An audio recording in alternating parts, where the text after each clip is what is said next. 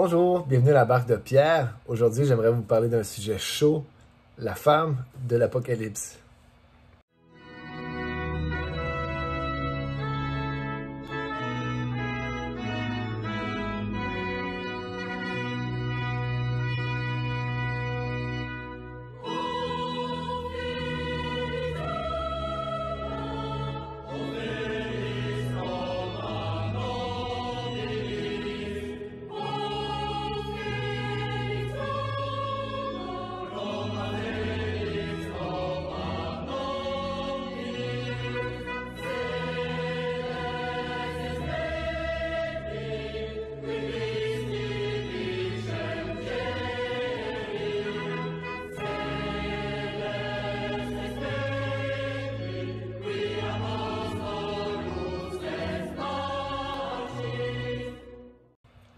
La femme de l'Apocalypse, qui est-elle?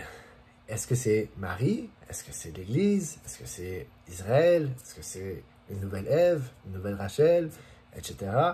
C'est toujours un débat qui revient entre les catholiques et les protestants. Les catholiques, évidemment, vont voir une figure qui est particulièrement Marie dans la femme de l'Apocalypse. Les protestants ne voient pas comment les catholiques peuvent arriver à cette conclusion.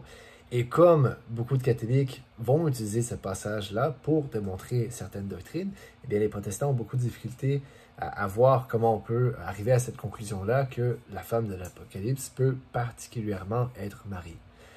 Je dis particulièrement Marie. Pourquoi? Parce que, comme vous le savez, comme je l'ai dit dans plusieurs de mes vidéos, une conclusion biblique n'est pas unique. Il y a 4 sens au sein des Écritures, littéral, moral, anagogique et allégorique. Et comme il y a plusieurs sens, eh bien, plusieurs interprétations peuvent être reçues. Je vous donne un exemple.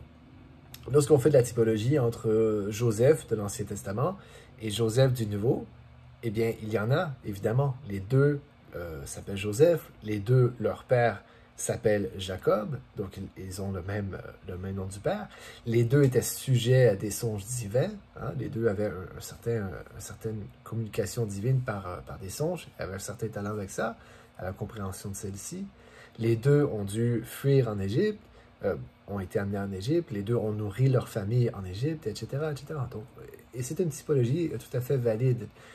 Maintenant, ça ne veut pas dire que comme on peut faire de la typologie avec Joseph du Nouveau par rapport à l'Ancien, que c'est uniquement avec lui qu'on peut en faire.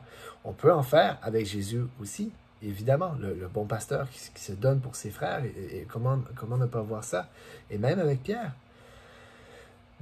Mais bon, alors c'est simplement pour vous dire que plusieurs interprétations peuvent être acceptées, en autant qu'elles suivent un certain cadre, et que vraiment, il y a une conclusion positive qu'on peut faire avec ça. Et si on peut appuyer nos dires avec les pères de l'Église, bien encore mieux. Puisque c'est la croyance de l'Église depuis le début, en fait. Donc, allons tout de suite lire le passage pour voir où est-ce qu'on peut commencer. Donc, Apocalypse 12, verset 1. « Puis il parut dans le ciel un grand signe. » Souvenez-vous de ça, un grand signe. « Une femme revêtue du soleil, la lune sous ses pieds, et une couronne de 12 étoiles sur sa tête.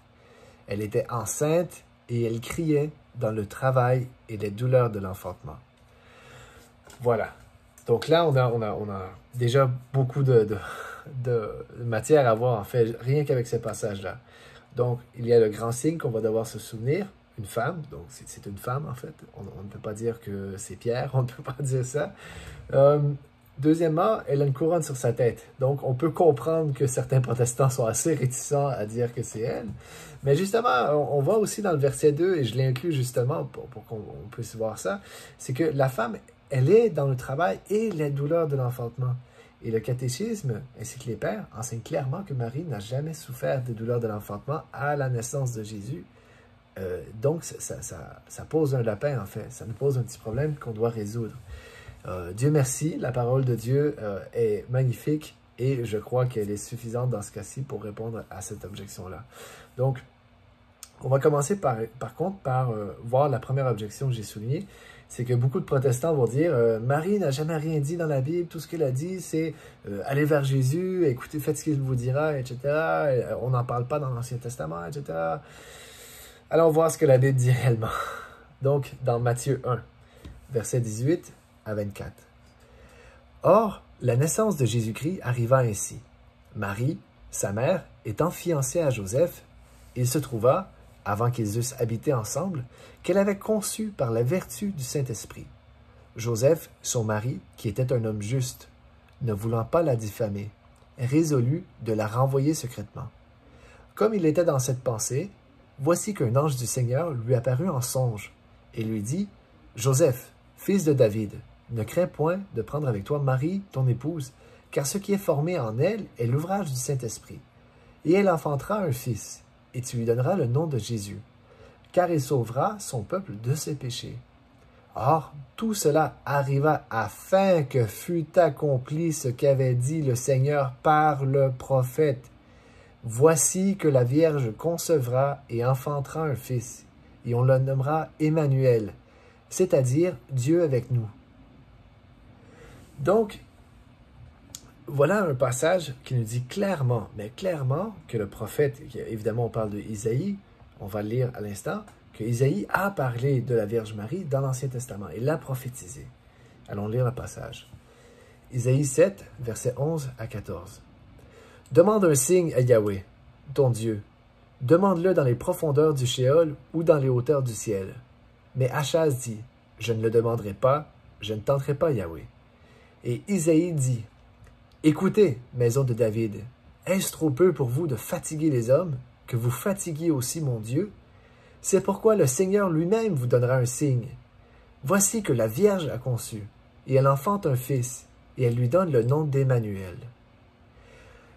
Donc, simplement sur ce point-là, simplement qu'avec ce passage-là, avec Isaïe et Matthieu, on peut voir que oui, la Vierge Marie peut être prophétisée dans l'Ancien Testament et donc préfigurée pour le Nouveau.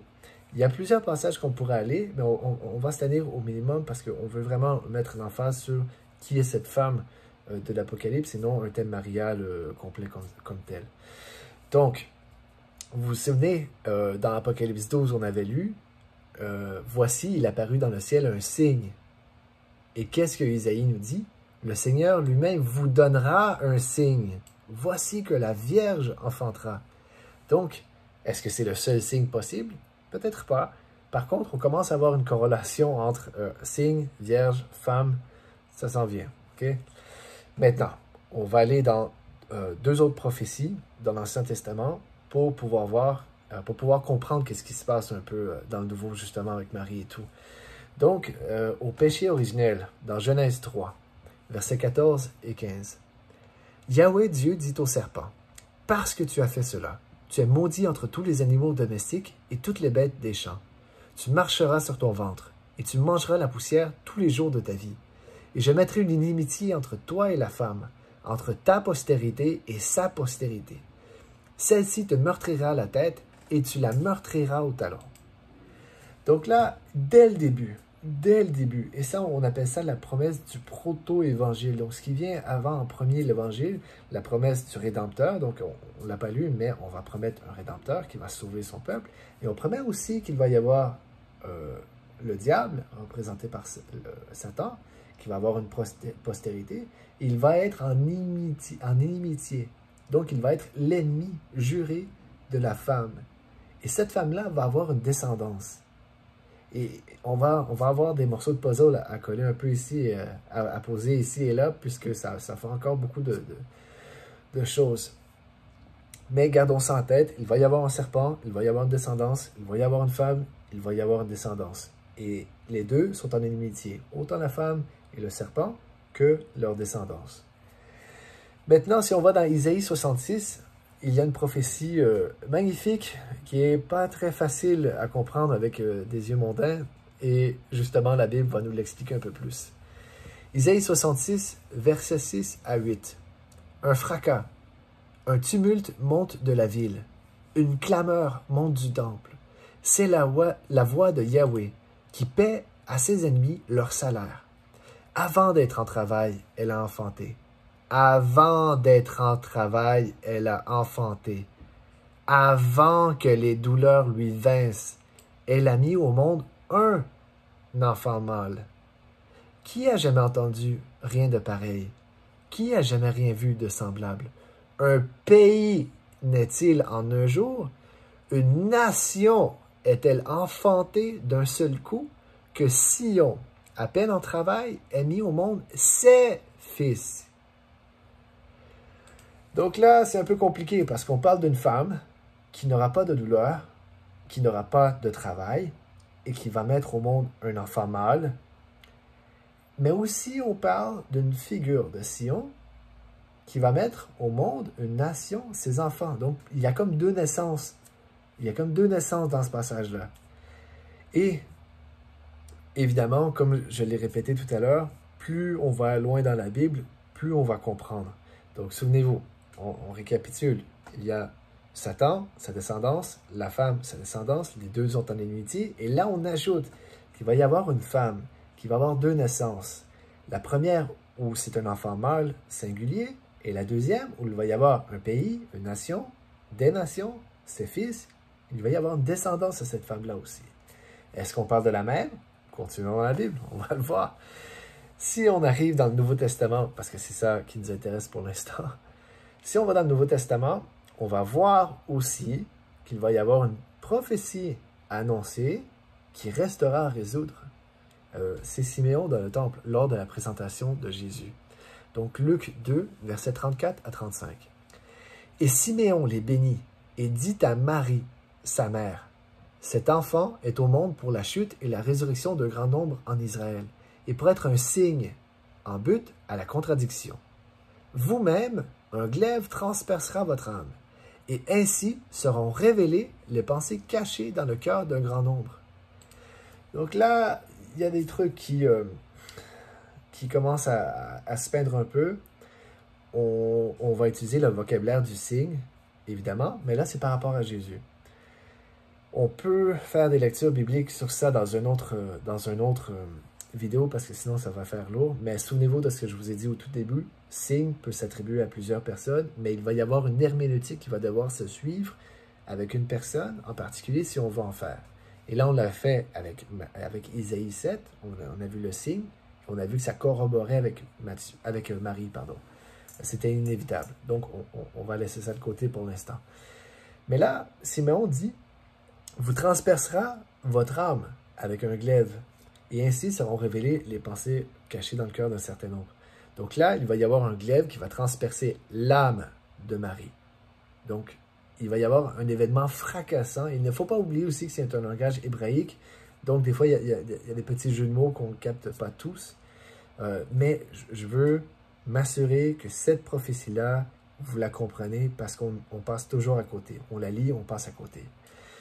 On va aller dans Jean 2, aux noces de Cana, versets 1 à 5. Et le troisième jour, il se fit des noces à Cana, en Galilée, et la mère de Jésus y était. Jésus fut aussi convié aux noces avec ses disciples. Le vin étant venu à manquer, la mère de Jésus lui dit, « Ils n'ont point de vin. » Jésus lui répondit, « Femme, qu'est-ce que cela pour moi et vous? Mon heure n'est pas encore venue. » Sa mère dit au serviteur, « Faites tout ce qu'il vous dira. » Si on est vraiment calé en Bible, on peut voir que le passage de Jean 2 et le passage de Isaïe 7, en fait, est identique. Le manque de vin, c'est un manque de nourriture spirituelle. Ça veut dire qu'on n'est pas là. En fait, on a soif de spiritualité. Pourquoi? Parce qu'on s'est éloigné, on n'est vraiment pas dans les voies de Dieu. Et c'est ça qui se passait avec Achaz. Mais lui, il a refusé le signe. Il n'en voulait pas du signe. Et le Seigneur lui dit, « T'en veux pas de Marie? Je vais te la donner quand même. Si tu veux pas du signe, je vais te la donner quand même. » Et il lui donne. Et là, ici, dans le passage avec Jean 2, on voit les noces de Cana. On peut faire des lectures une autre fois aussi pour montrer qu'en fait, ça parle de tout Israël. Mais le Christ appelle sa mère femme. Et beaucoup de protestants vont dire, « Ah, vous voyez, il manque de respect à sa propre mère. Pourquoi? Parce que c'est qu'un instrument. » Lisez bien la Bible comme il faut et vous allez voir, je vais vous expliquer ce qui va se passer.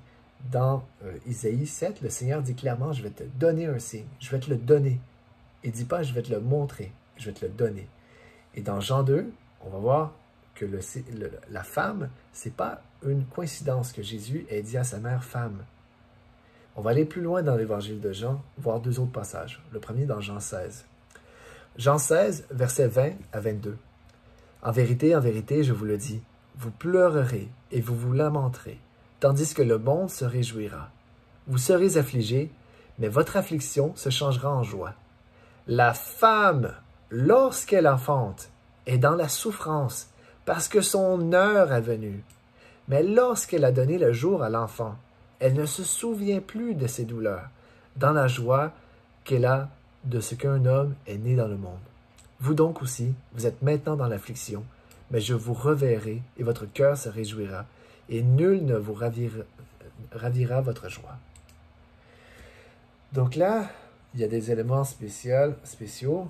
Jésus dit, il y a une femme qui va être dans les tumultes, dans les douleurs de l'enfantement en fait. Mais lorsque son heure sera venue, eh bien, elle ne s'en rappellera plus, puisqu'elle sera dans la joie. Et le Christ dit, lorsque cette prophétie-là va s'arriver, il dit, vous êtes dans l'affliction, mais je vous reverrai. Je vous reverrai. Donc, ça veut dire que pendant un moment, ils ne le verront plus. Et évidemment, je pense que c'est assez clair qu'il parle d'un entre-deux, entre sa mort et sa résurrection. Vous êtes dans l'affliction, mais je vous reverrai. Et ça va être l'heure de la femme, en fait.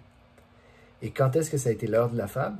Ben, en fait, c'est qu'il y a une union mystique entre Marie et le Christ. Bon, acceptez-le ou pas, ça aussi, on peut en parler pendant longtemps et on ne s'y attardera pas. C'est pour ça que le signe est interchangeable entre le signe de Jésus-Christ, le signe de Marie, et l'heure de Jésus-Christ. Mon heure n'est pas encore venue. Et l'heure de la femme, c'est que c'est la même, en fait. Je vous en parlerai dans une autre vidéo parce que sinon, ça fait longtemps. Ça va faire beaucoup de temps. Donc, deuxième passage de Jean à voir. Jean 19, versets 25 à 27. Près de la croix de Jésus se tenaient sa mère et la sœur de sa mère, Marie, femme de Clopas, et Marie-Madeleine. Jésus, ayant vu sa mère, et auprès d'elle le disciple qu'il aimait, dit à sa mère, « Femme, voilà votre fils. » Et ensuite il dit au disciple, « Voilà votre mère. » Et depuis cette heure-là, le disciple l'a pris chez lui. Le Christ, qui n'avait plus rien à la croix, qui a souffert des douleurs qu'on ne peut pas imaginer, qu'on ne pourra jamais imaginer, même avec tous les récits, les documents historiques, le Suaire de Turin, les mystiques, tout ce qui... On ne pourra jamais expliquer ça. Et on ne pourra jamais non plus expliquer à quel point Jésus et Marie étaient en communion, même à cette heure-là. Et qu'à partir de cette heure-là, conjointe des souffrances, là où la Vierge Marie s'est fait transpercer son âme par un glaive, à voir son fils passer à travers toutes ces choses-là, qu'elle a tenu dans ses mains quand il était petit, qu'elle a vu, qu'elle lui a enseigné toutes les choses, qu'elle l'a nourri, qu'elle l'a tenu au sein.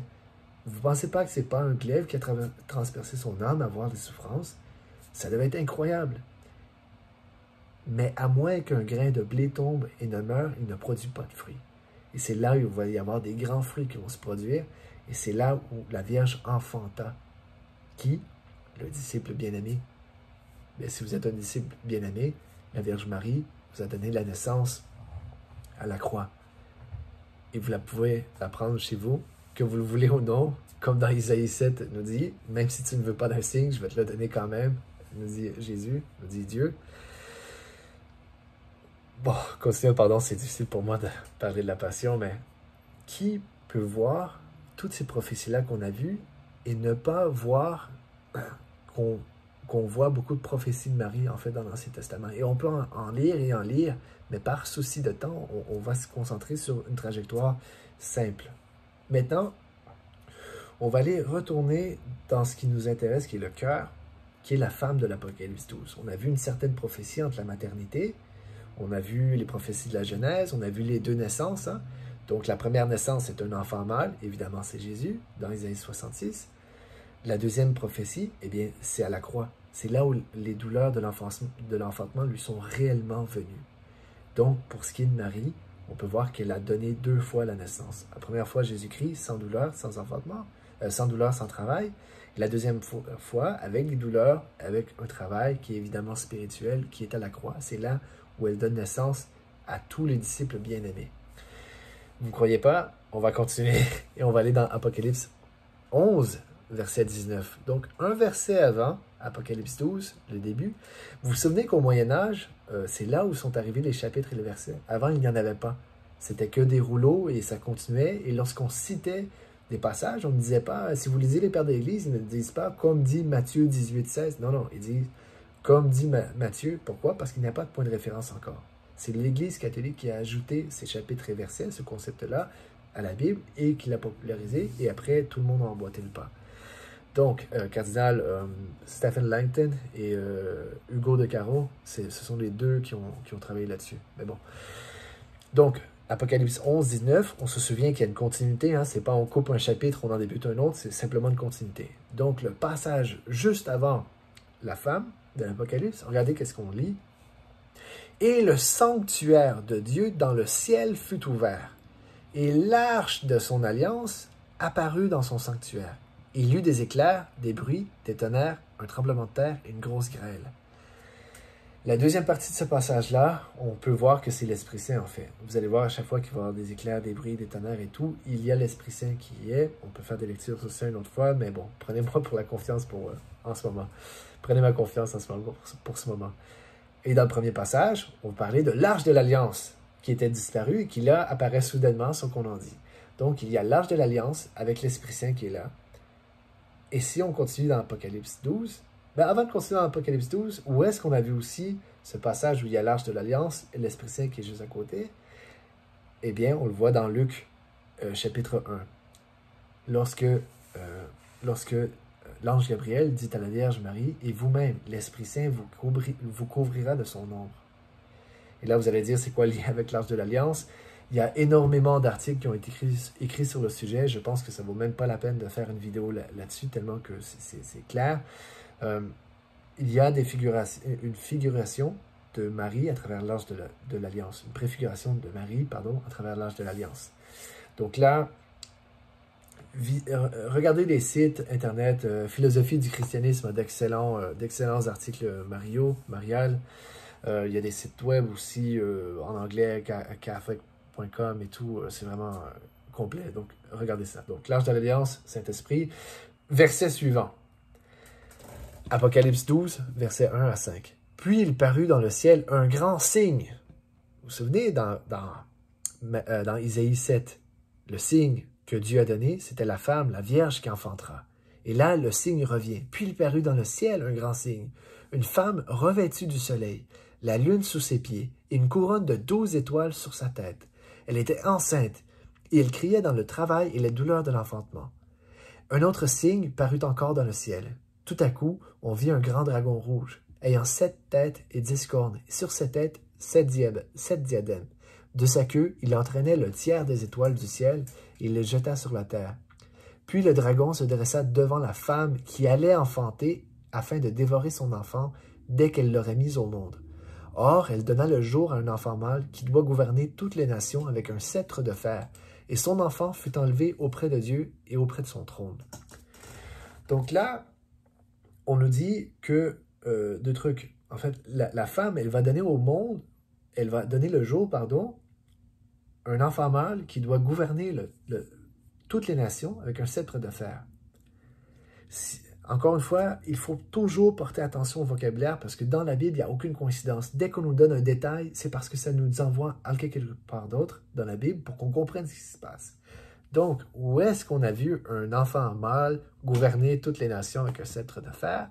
On va aller dans le psaume 2, versets 7 à 9. « Je publierai le décret. Yahweh m'a dit, « Tu es mon fils. Je t'ai engendré aujourd'hui. Demande et je te donnerai les nations pour héritage, pour domaine les extrémités de la terre. Tu les briseras avec un sceptre de fer. Tu les mettras en pièces comme le vase du potier. » Ou encore dans le psaume 45, verset 7. « Ton trône, ô Dieu, est établi pour toujours. Le sceptre de ta royauté est un sceptre de droiture. » Donc, je pense que c'est inévitable qu'on doit faire une corrélation avec Jésus dans ces choses-là. Car qui est Dieu qui a un sceptre et qui est en même temps le Fils de Dieu qui a un sceptre? Eh bien, c'est Jésus. Il est 100% Dieu, 100% homme. Il est aussi Fils de Dieu. On peut donner beaucoup d'attributs divins et il n'y a personne d'autre avec qui ça corrobore ces passages-là. On peut dire effectivement qu'il y a une corrélation aussi avec le peuple de Dieu, en fait, avec les descendants de la femme. On pourrait faire ça, effectivement, mais dans ce passage-là, particulièrement, c'est vraiment de Jésus que ça parle. Donc, Apocalypse 12, cette femme-là, qui est un signe, qui est l'Arche de l'Alliance, et qui est dans les douleurs de l'enfantement, et qui a donné, naissance à un enfant mâle avec un sceptre de fer qui gouvernera toutes les nations, qu'on a vu que c'est Jésus, bien, il n'y a personne d'autre, en fait, que Marie, avec qui ça peut cadrer. Il n'y a personne d'autre que Marie qui peut remplir toutes les cases qu'on cherche, en fait. Et vous pouvez essayer de dire non, non, non, mais regardez, dans l'Ancien Testament, Achaz n'en voulait pas non plus d'ici. Il n'en voulait pas de la Vierge Marie. Et Dieu lui dit, je vais te la donner quand même. Si tu veux me suivre, je vais te la donner quand même. Et si on continue dans Apocalypse 12, on va voir quelque chose de très intéressant. Versets 15 à 18. Alors le serpent lança de sa gueule, après la femme, de l'eau comme un fleuve, afin de la faire entraîner par le fleuve. Mais la terre vint au secours de la femme. Elle ouvrit son sein et engloutit le fleuve que le dragon avait jeté de sa gueule. Et le dragon fut rempli de fureur contre la femme. Et il alla faire la guerre au reste de ses enfants. Qui sont ses enfants?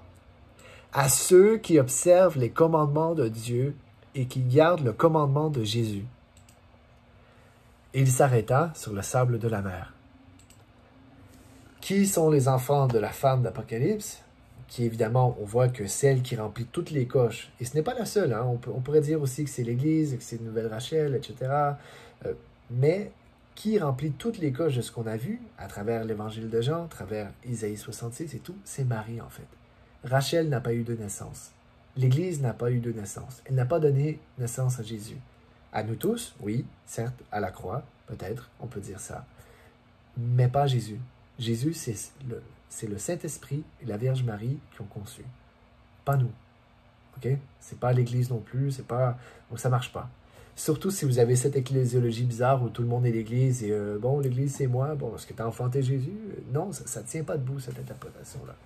Donc, si vous dites aimer Jésus et vous suivez les commandements de Dieu, du mieux que vous pouvez, Marie, c'est votre mère.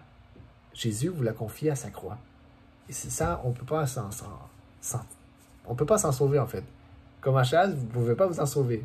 T'es chrétien, Marie, c'est ta mère. Point barre. Point barre.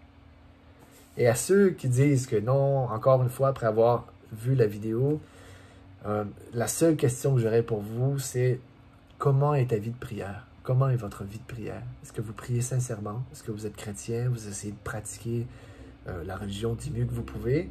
Ou vous êtes simplement quelqu'un qui cherche à s'obstiner et à avoir raison?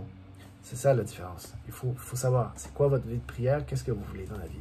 Et si toujours vous ne croyez pas, eh bien, je vous demanderai de vraiment retourner à la base, la prière, la charité, la recherche de Dieu honnête, la recherche de la vérité. Et je prierai pour vous aussi.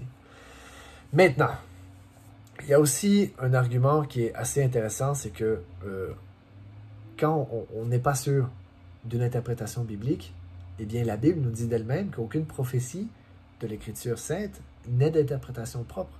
On ne peut pas se faire une interprétation propre des prophéties de l'Ancien Testament. Nous dit 2 de Pierre 1,20. On ne peut pas. Donc, qui est-ce qu'on peut s'en tenir? Eh bien, l'Église primitive, l'Église du Christ, que le Christ a fondée, les premiers chrétiens. Qu'est-ce qu'ils ont écrit? C'est quoi leurs opinions de tout ça? Donc, on va vous lire, je vais vous lire, pardon, moi les voix dans ma tête, je vais vous lire certains pères de l'Église, on va voir quelles conclusions ils ont eues. Donc, Saint Irénée contre les hérésies, dans son livre 3, chapitre 23, va dire ça. Et ça arrive en 180 après Jésus-Christ. Donc, en 180, on parle d'environ 200 ans avant la première compilation biblique, d'un certain canon biblique uniforme et universel. Donc, ça vient très tôt dans le christianisme, bien avant la Bible. C'est à cette fin qu'il mit une inimitié entre le serpent et la femme et sa semence, qu'ils entretinrent mutuellement. Lui, dont la plante du pied devait être mordue, avait aussi le pouvoir de marcher sur la tête de l'ennemi. Mais l'autre mordait, tuait et entravait les pas de l'homme, jusqu'à ce que vienne la semence désignée pour écraser sa tête. Celle qui est née de Marie, dont parle le prophète. Vous foulerez l'aspic et le basilic, vous écraserez le lion et le dragon. Ce qui indique que le péché, établi et répandu contre l'homme, et qui le rendait sujet à la mort, devait être privé de son pouvoir en même temps que la mort qui domine sur les hommes, sur les hommes. Donc là, dès le début du christianisme, Saint Irénée de Lyon, qui est un disciple de Saint Polycarpe, qui lui-même est un disciple de Jean, donc deuxième génération après les apôtres, ça vient très très tôt, 2 générations c'est rapide, il va clairement identifier la semence de la femme à nous et la femme prophétisée dans Genèse 3 par Marie. Donc là, évidemment, ça ne parle pas de révélation de l'Apocalypse, mais c'est que les commentaires sur l'Apocalypse sont excessivement rares dans les débuts de l'Église. Mais là, on va pouvoir corroborer avec tout ça un peu comme on a fait dans la Bible. Donc, un des premiers commentaires qu'on a en fait en bonne qualité, c'est Victorinus qui va commenter sur l'Apocalypse ce qui suit. Et là, les protestants vont être contents. Un grand signe, dans ses commentaires sur l'Apocalypse, un grand signe apparut dans le ciel, une femme revêtue du soleil, la lune sous ses pieds, et sur sa tête une couronne de 12 étoiles. Elle était enceinte, et elle poussait des cris de douleur, et elle supportait des tourments pour enfanter. La femme, revêtue du soleil, ayant la lune sous ses pieds, portant sur sa tête une couronne de 12 étoiles, et souffrant dans ses douleurs, c'est l'ancienne Église des pères, des prophètes, des saints et des apôtres, qui a connu les gémissements et les tourments de son attente jusqu'à ce qu'elle voie le Christ, le fruit de son peuple, selon la chair qui lui avait été promise depuis longtemps, avait pris chair de ce même peuple. De plus, le fait d'être revêtu du soleil signifie l'espoir de la résurrection et la gloire de la promesse. Et la lune indique la chute des corps des saints sous l'obligation de la mort qui ne peut jamais faillir. Car de même que la vie est diminuée, de même elle est augmentée. L'espérance de ceux qui dorment n'est pas non plus absolument éteinte, comme certains le pensent, mais ils ont dans leurs ténèbres une lumière comme la lune. Et la couronne des 12 étoiles signifie le cœur des pères, selon la naissance charnelle dont le Christ devait prendre chair. Donc là, les protestants vont dire « Ah! Vous voyez, les premiers chrétiens disent que Apocalypse 12, c'est l'Église. » Encore une fois, comme j'ai dit à plusieurs fois dans les vidéos, on ne peut pas prendre une typologie et comme il y a une interprétation typologique, préfigurative ou même symbolique, dire que comme cette interprétation-là existe, les autres sont fausses. C'est pas comme ça que ça fonctionne. Et je vais vous le prouver, on va continuer de lire. Mais avant, pour les protestants qui crieraient un peu trop victoire sur ce passage-là, si on va au paragraphe 6 de ce même Victorinus, il va dire la chose suivante. La femme s'enfuit dans le désert, et lui fut donné 2 grandes ailes. L'aide des grandes ailes d'aigle, c'est-à-dire le don des prophètes, a été donnée à l'Église catholique, d'où, dans les derniers temps, 144 000 hommes devaient croire à la prédication d'Élie, mais en outre, il est dit ici que le reste du peuple serait trouvé vivant à l'avènement du Seigneur.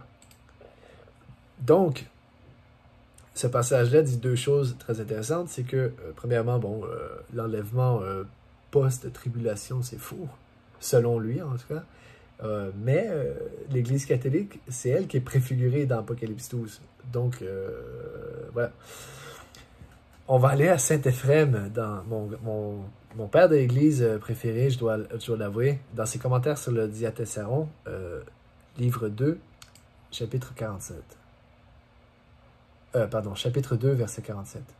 C'est par Marie, bénie entre les femmes, qu'ont été levées les malédictions proférées à l'origine des temps, et selon lesquelles c'est dans la douleur et l'opprobre que naît un fils.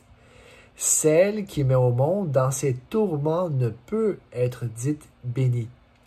Comme le Seigneur entra toute porte close, et là il cite évidemment Ézéchiel, de la même manière il sortit d'un sein virginal, parce que cette Vierge enfanta vraiment et réellement sans douleur. Donc là, c'est un autre morceau du puzzle. Saint Irénée nous dit que la femme prophétisée dans Genèse 3, c'est particulièrement Marie. Saint Éphrem nous confirme que Marie n'a pas eu de douleur de l'enfantement à la naissance de Jésus. Et on va continuer, et on va aller à Saint Jean de Damascène, grand saint du concile de Nicée II, vraiment champion du christianisme.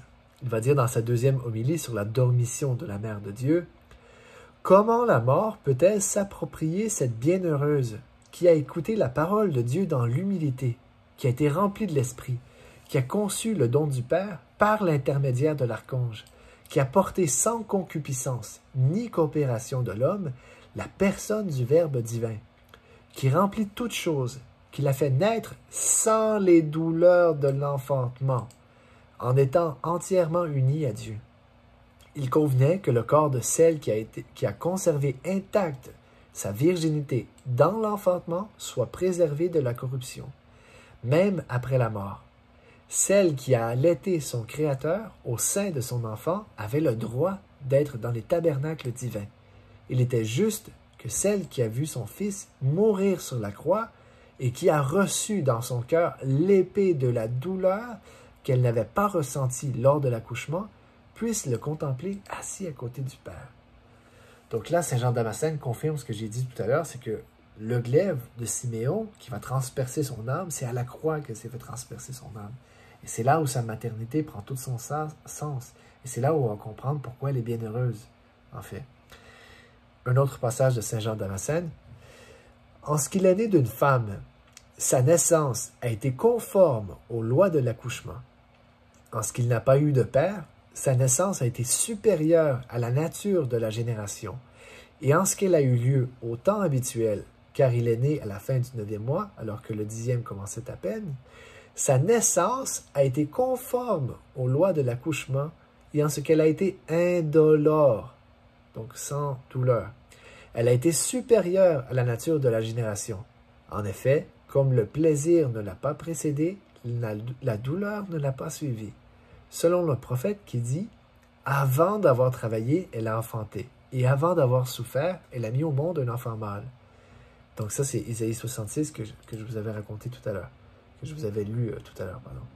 C'est donc d'elle qu'est né le Fils de Dieu incarné, non pas un homme d'inspiration divine, mais Dieu incarné. De même que celui qui a conçu a gardé vierge celle qui a conçu, de même celui qui est né a gardé intacte sa virginité, ne faisant que la traverser et la garder fermée. Donc encore une fois, il cite Ézéchiel 44, verset 2.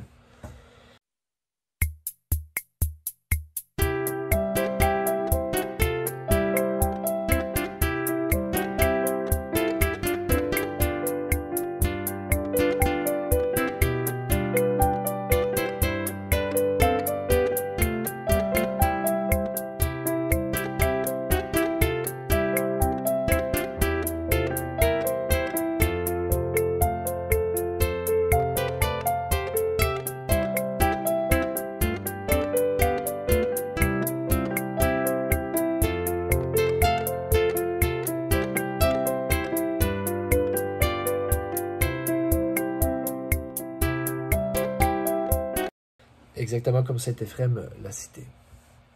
Il y a aussi Saint Épiphane de Salamine, je vais le mentionner parce qu'il y a deux commentaires intéressants qui suivent après par rapport à ça. Donc, Saint Épiphane de Salamine va dire « Mais d'ailleurs, dans l'Apocalypse de Jean, nous lisons que le dragon se jeta sur la femme qui avait accouché d'un enfant mâle. Mais les ailes d'un aigle furent données à la femme et elle s'envola dans le désert où le dragon ne put l'atteindre.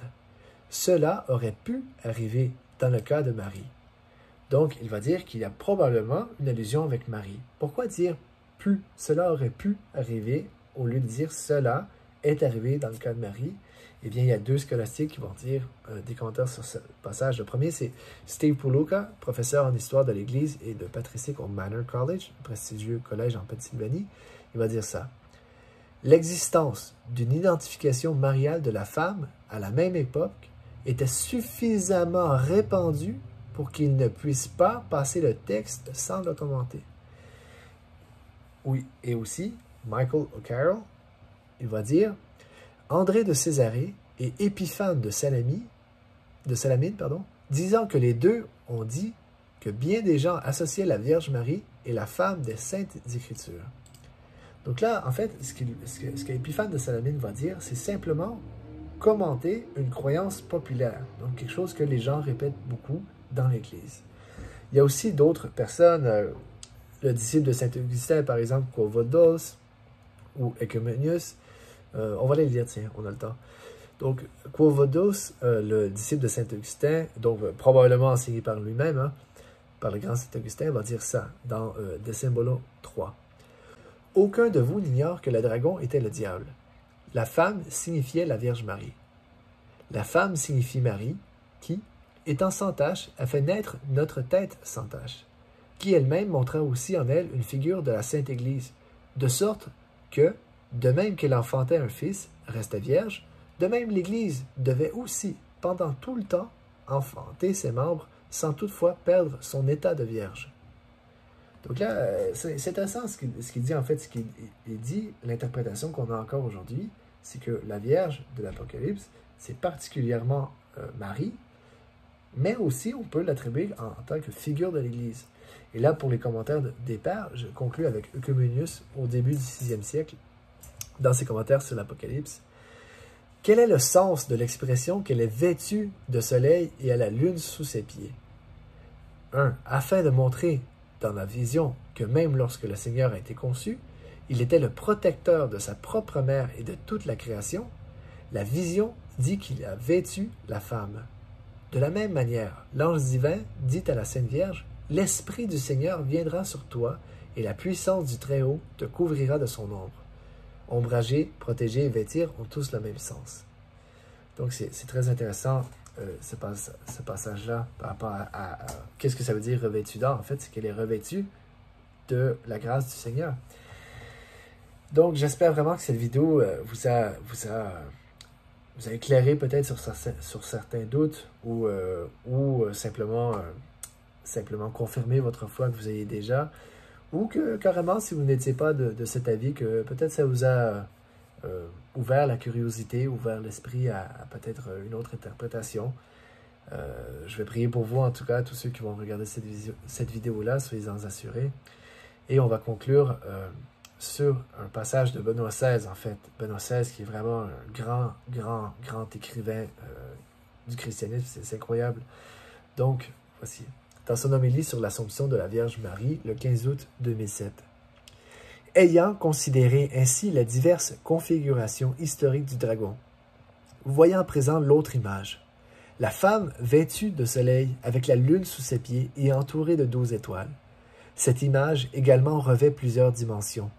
Une première signification est sans aucun doute qu'il s'agit de la Vierge Marie vêtue de soleil, c'est-à-dire entièrement de Dieu. Marie qui vit en Dieu, entièrement entourée et pénétrée de la lumière de Dieu, entourée de 12 étoiles, c'est-à-dire des 12 tribus d'Israël, de tout le peuple de Dieu, de toute la communion des saints, et avec à ses pieds la lune, image de la mort et la mortalité. Marie a laissé la mort derrière elle. Elle est entièrement revêtue de vie. Elle est élevée, corps et âme, dans la gloire de Dieu, et ainsi, étant placée dans la gloire, ayant surmonté la mort, elle nous dit « Courage ». À la fin, l'amour est vainqueur. Ma vie consistait à dire « Je suis la servante de Dieu ». Ma vie était le don de moi à Dieu et au prochain. Et cette vie de service débouche à présent dans la vie véritable. Ayez confiance. Ayez le courage de vivre ainsi, vous aussi, contre toutes les menaces du dragon. Et ainsi, comme Benoît XVI a dit, ayez le courage de vaincre le dragon. Hein? L'Apocalypse 12 nous dit, le dragon s'arrêta sur le sable de la mer. Souvenez-vous, il n'y a aucun détail dans la Bible. Où est-ce qu'on voit le sable de la mer? À la promesse d'Abraham. Des rois sortiront de ton sein, et ta postérité sera aussi nombreuse que le sable de la mer. Et évidemment, Abraham, c'est le père de la foi, si on peut dire ainsi. Donc, si vous êtes dans la foi, si vous suivez les commandements de Dieu et de Jésus, eh bien, force est d'admettre que vous êtes ce sable de la terre. Vous devez être pur du mieux que vous pouvez. Vous devez avoir une grande vie de prière.